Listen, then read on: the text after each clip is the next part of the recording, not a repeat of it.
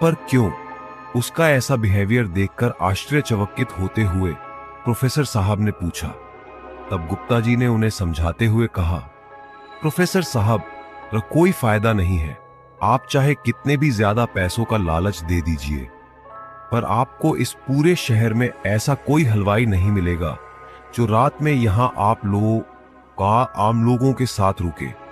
रात को तो छोड़िए, कोई दिन में भी यहां नहीं आना चाहता था। बड़ी मुश्किल से इन दोनों को तैयार करके लाया हूं यहां। लेकिन क्यों गुप्ता जी, ऐसा क्या है यहां जो? और इससे पहले कि इसके आगे प्रोफेसर साहब कुछ बोलते, गुप्ता जी ने उन्हें अपने हाथ से रोकने का इशारा करते हुए मोहन और जगदीश से जाकर अपने काम में लग जाने की बात कही।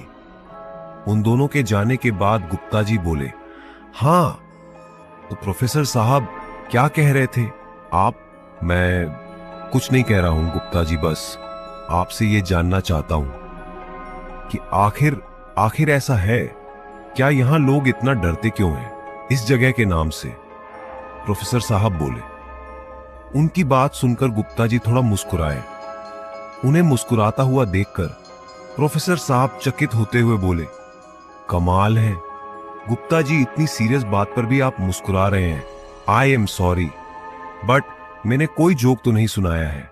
थोड़ा नाराज होते हुए प्रोफेसर साहब बोले, अरे क्षमो कीजिए प्रोफेसर साहब, मेरा मकसद आपकी बात का मजाक बनाने का नहीं था।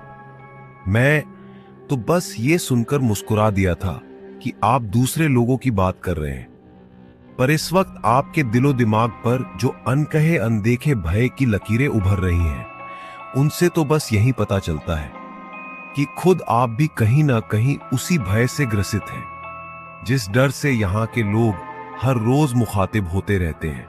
कहते हुए गुप्ता जी ने अपनी बात खत्म की। आप ठीक कह रहे हैं गुप्ता जी, यहां कुछ तो अजीब जरूर है, पर वो क्या है ये ना तो मैं जानता हूं और ना ही मैंने कभी देखा है। पर जो कुछ कल रात यहां हुआ वो सच में बहुत ही ज्यादा आश्चर्यजनक था। प्रोफेसर साहब बोले, कल रात क्या हुआ था यहां प्रोफेसर साहब? गुप्ता जी ने पूछा। तब प्रोफेसर साहब ने उन्हें रात का सारा घटनाक्रम और सुबह लड़कियों के मुंह से सुना वाकया कह सुनाया। ये सब बातें सुनकर गुप्ता जी सकते में आ गए।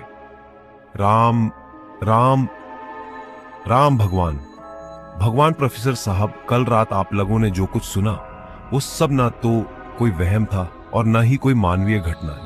ये तो पारलौकिक घटना थी, पैरानॉर्मल एक्टिविटी। क्या ये आप क्या कह रहे हैं गुप्ता जी? प्रोफेसर साहब ने पूछा। मैं सच कह रहा हूं प्रोफेसर साहब, और मेरी मानिए तो आप भी इस जगह को छोड़ दीजिए। आज ही जान रही तो ऐसे कई रिसर्च और कर लेंगे। आप सब पर अब यह जगह छोड़ देने में ही भलाई है, आप लोगों की। गुप्ता जी ने प्रोफेसर साहब को आगाह करते हुए कहा। मैं आपकी सलाह मानता हूं गुप्ता जी, पर अब मेरे हाथ में कुछ नहीं है। इस प्रोजेक्ट को कैंसिल करने के लिए कोई बहुत ज्यादा ठोस कारण चाहिए होगा, क्योंकि यूनिवर्सिटी मैनेजमेंट इस रीजन को बिल्कुल भी एक्सेप्ट नहीं करेगा, और फिर हमारे पास ऐसा कोई सबूत भी तो नहीं है कि यहां स्टूडेंट्स की जान को खतरा है। अब तो हमें यह प्रोजेक्ट पूरा करना ही पड़ेगा।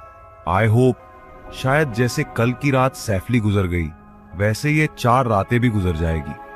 आशा भरे स्वर में